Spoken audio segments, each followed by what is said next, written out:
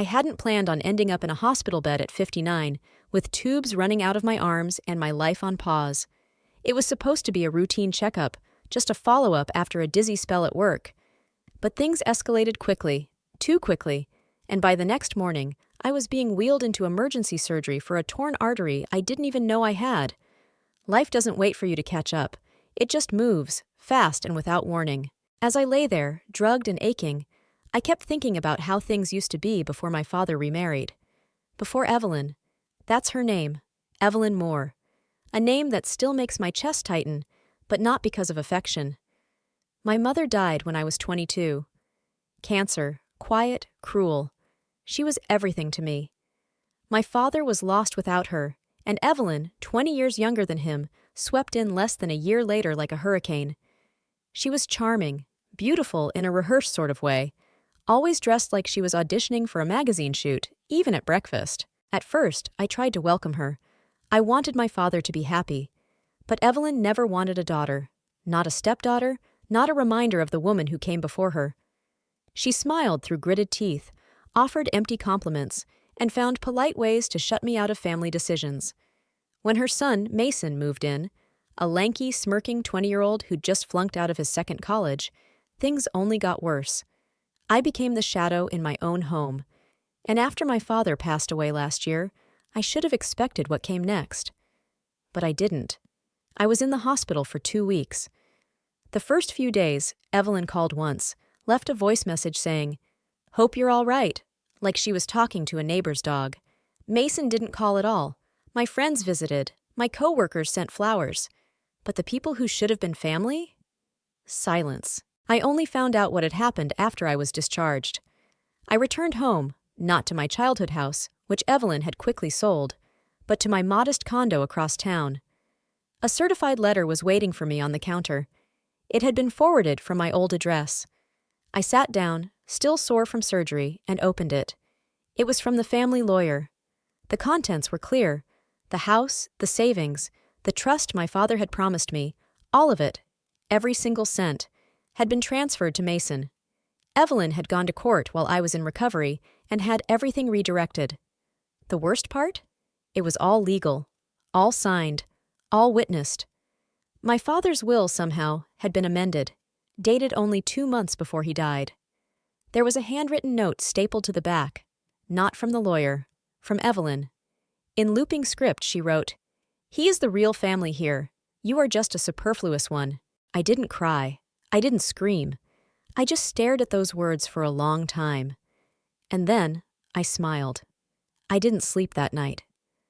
I just sat at the kitchen table, Evelyn's letter beside my untouched tea. The window was open, and the wind kept nudging the curtains like it wanted to offer comfort. But the silence in my condo felt like a second betrayal, a reflection of how invisible I'd become to the people who once called me family. It wasn't about the money, not really. My job as an accountant at the university had kept me stable all these years. I'd never been extravagant, never needed much. But what Evelyn took wasn't just cash. It was legacy. My father and I had built trust after my mother passed. He used to say, "Whatever I leave behind, it's for you. I already raised my family once. I don't need to start over." He said that with pride. I believed him. A week after his funeral, Evelyn had asked to discuss some paperwork. I declined. I wasn't ready.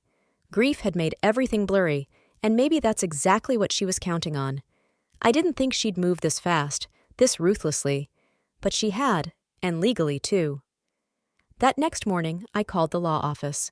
The receptionist, a chipper young woman with no idea of the emotional storm on the other end of the line, transferred me to Mr. Donnelly. He'd handled my father's affairs for over a decade. "Ah, yes, Miss Whitmore," he said. "I understand this is difficult." Difficult? I kept my tone even. That's an understatement. There was a pause. "Your stepmother produced an updated will in November. It was signed in the presence of 2 witnesses, notarized. Your father appeared lucid, though. Tired." Of course he was tired. He had advanced heart failure, I said. "That's not clarity. That's vulnerability." "I understand. But unless you can prove coercion or fraud, it's a closed matter." I hung up, my hands shaking, not with fear, but with focus. That was the moment I realized I couldn't fight this the traditional way. Evelyn had planned for that. She played the long game, and she thought I wouldn't. She thought I'd be too weak or too polite to challenge her. She didn't know me at all. Mason was another story. I remembered the last time I saw him, at the memorial. He was in a tailored black suit, hair slicked back, sunglasses on indoors. He barely looked at the casket.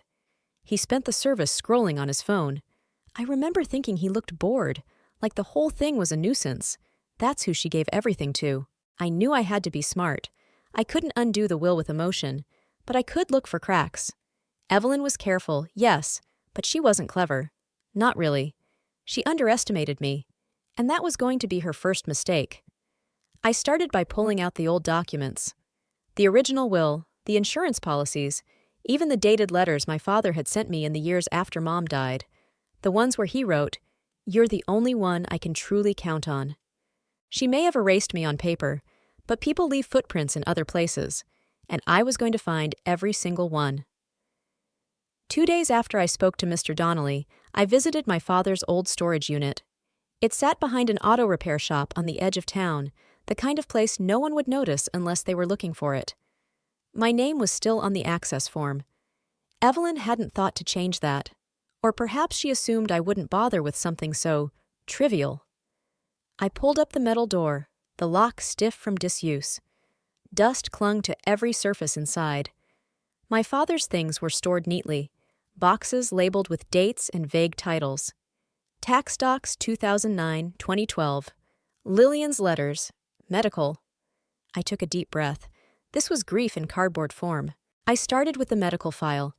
I needed to know just how aware my father really was when he supposedly signed that second will. The folder was thick. Dozens of reports, cardiology updates, medication changes, even a palliative care intake form dated just weeks before his death. He was on morphine by then. There was no way he had full clarity. Then I found a handwritten note.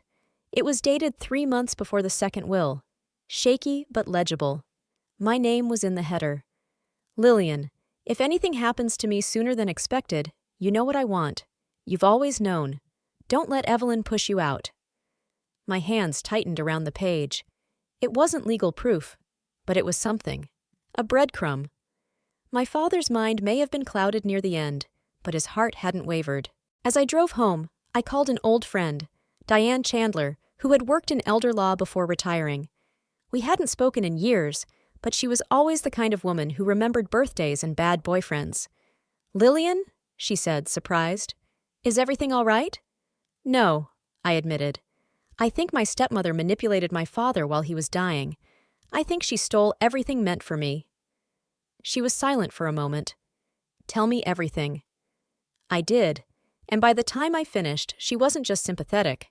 She was furious. "She would have needed witnesses who'd vouch that your father was of sound mind," Diane said. "And if he was on morphine or under hospice care, that's murky at best." I asked if she could help. She didn't hesitate. We made a plan. Request copies of the witness affidavits, interview the notary, track down his primary care doctor. I wasn't looking for drama. I was looking for cracks in the armor. Evelyn had counted on silence. On shame. On me going quietly. She was about to find out I'm not that kind of woman. Diane worked fast. Within a day, she'd filed a formal records request through the court. 2 days later, we had copies of the witness affidavits. I printed them and laid them out on my dining table like evidence in a case, which, in truth, they were. Both names were unfamiliar. Brent Keller and Marla Jensen. Neither were relatives. I checked online. Brent was a part-time caretaker at a private elder care facility, not the one my father ever used. Marla, it turned out, had once been listed as Evelyn's interior decorator. Interesting. Very interesting. Not exactly neutral parties, Diane said, circling their names with a red pen. More troubling was the date, November 18th. My father had been admitted to hospice care on November 13th. His medication records from that week showed he was under heavy sedation for pain. According to his nurse's log, he was drifting in and out of consciousness by the 16th. How does a man barely able to speak give clear legal instructions 2 days later? I asked quietly. He doesn't, Diane replied, unless someone else speaks for him. The next day, we visited the notary public listed on the document. Her name was Janice Marks, and she worked out of a UPS store in a strip mall outside town. She looked tired, maybe late 60s, and was clearly surprised to see two middle-aged women asking about a will she'd notarized 6 months ago. She blinked as we showed her the affidavit. Oh, that one. I remember because the woman, Evelyn, she was very insistent that everything be done quickly, kept checking her watch. The man didn't say much. Did he sign the papers in front of you? Diane asked.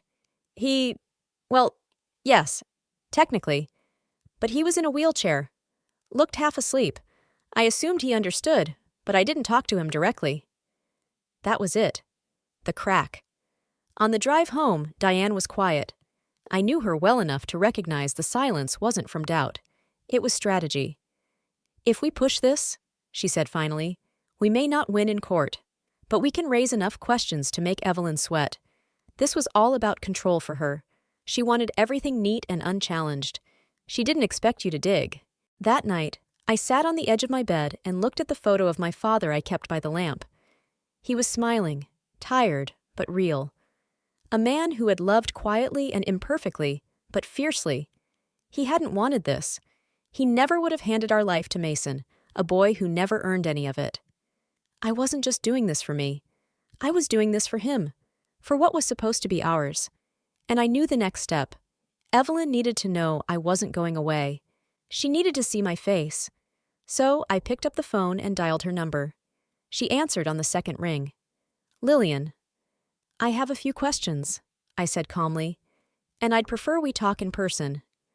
There was a pause, a long one. I'm busy this week, she said. I'm not, I replied. I'll see you Thursday. She didn't argue. I arrived at Evelyn's condo just before 11 a.m. on Thursday. The building was modern, sterile, all clean white walls and oversized glass doors. It suited her, cold, curated, and designed to impress. She opened the door wearing a crisp cream blouse and not a trace of makeup out of place. Her smile was tight, like it had been stapled to her face. You look, well, she said, stepping aside. I didn't bother to return the compliment. Her living room was spotless, as if it had been prepared for a magazine shoot. A sleek black and white portrait of her and Mason hung above the fireplace. My father was nowhere in sight. I'll get us tea, she said, already heading for the kitchen without waiting for my response. When she returned, I was seated, folder in hand. She placed the tea on the table between us and sat down across from me, crossing her legs slowly, like a woman in control. I assume you're here to talk about the will, she said, her voice sugary but flat. I'm here to talk about the truth, I replied, unfolding the papers. I didn't accuse. I didn't raise my voice. I just laid out what I'd found. My father's handwritten letter, the notarization by a woman who barely interacted with him, the witnesses with questionable ties to her. Her expression didn't change, not much, but her hands betrayed her. They tensed around the handle of her teacup. That letter isn't legally binding, she said finally. Maybe not, but it tells a story, I replied. One I'm more than willing to share, publicly. Her eyes flickered. This wasn't about what my father wanted, I continued. This was about control. You never wanted to share anything with me. Not his time, not his love, and certainly not his legacy. She straightened her spine. Your father made his choices. He wasn't some doddering fool. He understood exactly what he was doing. While on morphine? Days from hospice? Evelyn, come on. She said nothing. I leaned forward.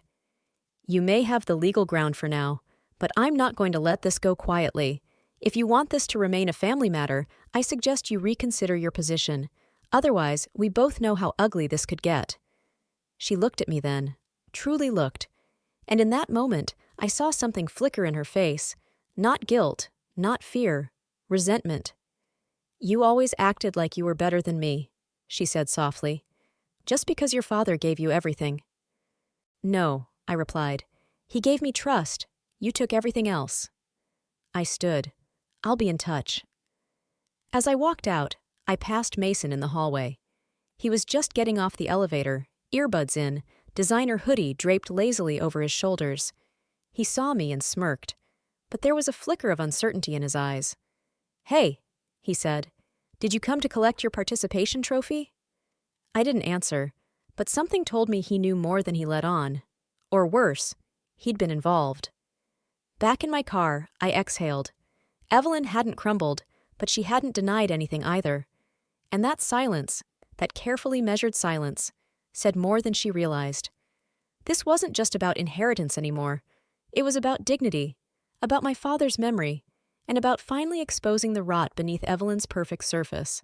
The next morning, Diane came over with 2 coffees and a folder thick with printed notes. Her expression was part lawyer, part loyal friend. "So," she said, settling onto the couch, "how did she take it?" "She didn't deny a thing," I replied. "She just deflected. But it wasn't about facts for her. It never was. It was personal. She resented me. She wanted everything because she felt entitled to it." Diane nodded. "That's what makes this dangerous. People like Evelyn don't just want money. They want to erase competition. They want to rewrite the past." I thought back to that moment in the condo. Her words, her eyes. Evelyn hadn't just hated being second in my father's life. She hated that I reminded everyone who came first. "She felt like she was living in my mother's shadow," I said quietly. "She probably was," Diane said, "but that doesn't give her the right to bury your father's legacy." We mapped out our next steps carefully. Diane warned me, legal action was still a long shot unless we could prove full incapacity or fraud. But public pressure, that was something different. My father had served as a trustee at the local college for years. People knew him, respected him. If it came out that his final days were exploited, Evelyn's name would lose its shine very quickly. By afternoon, I was staring at a half-written email to a local journalist, someone I'd gone to high school with, who now ran community stories for the regional paper. I wasn't sure I wanted to go that far, but part of me knew. Evelyn cared more about appearance than truth. And reputation? That was her currency. Still, I hesitated. That night, I received a text, a number I didn't recognize. "You really think dragging her through the mud will bring your dad back?" No name, no signature, but I knew who it was. I called the number. It rang twice. Mason answered. "You've got some nerve," I said. He chuckled. "I figured you'd reach out eventually." "What did you do, Mason? Did you forge his signature? Coach him through it while he was half-conscious?" He didn't reply. "You know he didn't want this," I added. "You know he never saw you as his legacy." He exhaled. "You think I care what some dying man wanted? My mother gave her life to that man, and what did she get? A daughter who looked down her nose at us both." "You're wrong," I said. "I didn't look down. I just saw what was real." "Well, here's what's real now," he said. "You lost. Deal with it." He hung up. I sat in the dark with the phone still in my hand. There it was. Confirmation. Mason wasn't just a spoiled bystander. He was involved. Maybe not the mastermind, but certainly a willing partner in Evelyn's betrayal. And now he'd slipped. Admitted things no lawyer could twist back. I saved the audio. Diane listened to the recording 3 times. Each time, she grew quieter. On the 3rd playback, she closed her laptop and looked at me across the kitchen table. "That call is emotional leverage," she said. "It's not a smoking gun in court, but it's enough to scare them, especially Evelyn." "You think I should send it to her?" "No," Diane said firmly. "Not yet. You never use a card before it has value. We sit, we wait. Let her think you're quiet. That's when people like her start to panic." Waiting wasn't easy. I'd never been good at stillness when something felt wrong. But Diane was right. Evelyn was all about optics. If she thought I was regrouping, or worse, plotting, it would gnaw at her. She needed control to feel secure. I was going to take that from her, inch by inch. A few days later, I got an invitation. Hand-delivered, no return address. A fundraiser.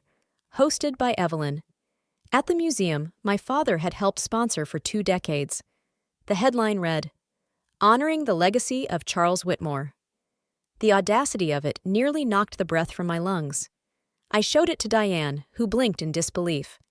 "She's using your father's name, the same man she erased from his own will, to boost her image." "She's rewriting history in front of everyone." then maybe it's time we let them see the real version. We agreed I'd attend. Not to cause a scene, not yet, but to observe. To remind her that the daughter she tried to erase still existed and was watching. I wore a simple navy dress, conservative, quiet, the kind my mother would have worn. I arrived just as the speeches were beginning. The room was bright, polished, full of donors and socialites sipping wine and congratulating each other on their shared goodness. Evelyn stood at the podium, glowing in red satin, one hand delicately placed over her heart. Charles was a man of vision, of community, and it is my honor to continue his legacy through this foundation. I stood at the back, arms folded. No one recognized me, or if they did, they pretended not to. She'd done a good job of disappearing me. After the speech, I waited near the exit. When Evelyn finally saw me, her smile faltered. Just for a second. But it was enough. "You're here," she said. "You used his name," I replied quietly. "You used him after you erased him. He was my husband. And I was his daughter." We stood like that for a long beat, the room buzzing around us. Then I leaned in and whispered, "You should be careful about the legacy you claim. Some stories don't stay buried forever." She said nothing, but her knuckles tightened around her champagne glass. As I turned to leave, I saw Mason across the room. He was watching us, jaw clenched, clearly trying to read lips. He knew something had shifted, and he didn't like it. Good. The next morning, I found an envelope shoved into the mail slot at my condo. No stamp, no return address, just my name in large, all-caps handwriting. Inside was a single sheet of paper, a printout of an email, from Evelyn to Mason. "We need to get ahead of this. She's bluffing, but it's only a matter of time. I'm not losing everything because of her. Tell Brent to hold firm. If she contacts the notary again, we shut it down." No signature, but I recognized the cold edge in the phrasing. It was Evelyn, all right. Someone had leaked it. Someone close enough to her to access her messages, and angry enough to turn. I sat back, stunned. I hadn't even reached out to Brent, one of the so-called witnesses, yet. But she was already spinning. "Who would leak this?" Diane asked later, when I showed it to her over lunch. "Mason?" I offered. "He seems too arrogant," she replied, "but maybe someone Evelyn underestimated." Later that day, I took a chance and visited Brent's address, which Diane had found in public records. He lived in a modest duplex on the edge of town, the kind of place you pass without noticing. He answered the door in sweatpants, a half-eaten sandwich in one hand, surprise in his eyes when he saw me. "I'm not supposed to talk to you," he blurted immediately. "So you admit there's something to talk about," I said gently. He hesitated. "I'm not here to threaten you, Brent. I just want the truth. You signed that will. Was my father even awake?" Brent looked over his shoulder, then stepped out onto the porch and closed the door behind him. He was there, but barely. They rolled him in, put a pen in his hand. He didn't say a word. Evelyn just kept saying, "Sign here, Charles. Good. Now this one." Like she was directing traffic. Did he read anything? No, he wasn't even focused. Honestly, I don't think he knew what day it was. That was it. Confirmation. I reached into my purse, pulled out the envelope with the leaked email, and handed it to him. "Someone sent this to me. She's trying to cover her tracks. You don't owe her anything." He stared at it. His face flushed, maybe with shame, maybe with fear. "She said it was just a formality," he muttered. "Said it was already decided. She lied, and now it's fraud." "I didn't know it would go this far," he said. "You can still do the right thing." He didn't promise anything, but he didn't shut the door in my face either. That evening, I sat with Diane and outlined everything. Brent's confession, the leaked email, the fundraiser, the silent cracks forming in Evelyn's perfect exterior. "Now we use it," she said. "All of it. Evelyn's afraid. Mason's impulsive. They're starting to make mistakes." I stared at the notepad in front of me. One name circled at the top. Marla Jensen, the second witness, the decorator. If Brent was cracking, maybe she would too. But this time, I wouldn't just ask questions. I'd make sure Evelyn knew her empire was built on sand. Marla Jensen lived in a gated townhouse complex that looked like something out of a design magazine, all coordinated shutters and manicured rose bushes. It fit. I remembered her from years ago, overly friendly, always complimenting people in a way that somehow felt like judgment. She opened the door wearing pearls and a tight smile. "Lillian, my goodness, what a surprise. I need to speak with you, about the will." Her smile faltered, but she stepped aside. Her home was pristine. Scented candles, white sofas, not a single magazine out of place. "Would you like something to drink?" she asked automatically. "No, thank you." I stayed standing. She sat down, smoothed her skirt, and waited. She knew why I was here. She was just deciding how to play it. "I spoke with Brent," I began. "He admitted my father was in no condition to sign anything. He said Evelyn instructed him step by step that my father never read a word." Marla didn't react. "I also received a leaked email. Evelyn's trying to cover this up. She mentioned your name. She's using you to protect herself." Marla inhaled, slow and deliberate. "I didn't lie," she said finally. "I just assumed he had already discussed it with her. I was only there as a witness." "But you saw him," I said. "You saw how out of it he was." She paused. "He looked tired." "Marla, he was drugged. Days from hospice. You know that now. If this goes public, your name is attached to fraud." Her face stiffened. "I didn't know it would be like this." "Then help me fix it." I could see the conflict behind her eyes, self-preservation wrestling with guilt. People like Marla weren't evil. They just didn't want to be inconvenienced. But fear can change priorities. "I want a signed statement," I said. "Not for the court, yet, but to put Evelyn on notice." Marla nodded slowly. "Fine, but I want a copy of whatever you do with it. I'm not going down alone." "You won't." Back at Diane's, we reviewed the documents. Brent's verbal account, the leaked email, and now Marla's signed statement. Piece by piece, the puzzle had taken shape, and it showed exactly what I'd known from the start. Evelyn didn't just bend the truth. She'd snapped it in half and stitched together her own version of reality. "She's lost control of her witnesses," Diane said. "This isn't just pressure anymore. This is a case." "Then let's move," I said. "File a formal complaint with the estate board. Let her feel the walls closing in." We filed the complaint the next day. 2 days later, Evelyn showed up at my doorstep. I opened the door to find her standing there, dressed in black, like she was already mourning. "We need to talk," she said. "Do we?" I asked. "I'm willing to make a deal." I didn't respond. I let the silence hang between us. Her jaw tightened. "This doesn't need to go further. You want money? Fine. We can adjust the trust, quietly, no press, no hearings, just closure." I tilted my head. "You're not here because you want peace. You're here because you know it's slipping." Her eyes narrowed. "You think this is a win for you? You're burning the last pieces of your family name." "No," I said calmly. "I'm restoring it." She didn't have a reply, but her hand trembled as she reached into her purse and pulled out a folder. "This is what I'm offering. You'd be wise to take it." I didn't open it. Not yet. "Wise," I said, "would have been leaving the will alone." I didn't open Evelyn's folder that night. Instead, I sat with it on my kitchen table, staring at it like it was a test I didn't need to take. It wasn't about curiosity. It was about timing. For the first time in months, I wasn't reacting to Evelyn. I was choosing when and how this story ended. Diane came over the next morning. She didn't even ask what was in the folder. She just poured us coffee and said, "So, what do you want?" That question stayed with me all day, because this was never about money. Not really. It was about my father. About the years he spent trying to make something stable again after my mother died. About the quiet mornings we shared at the kitchen table.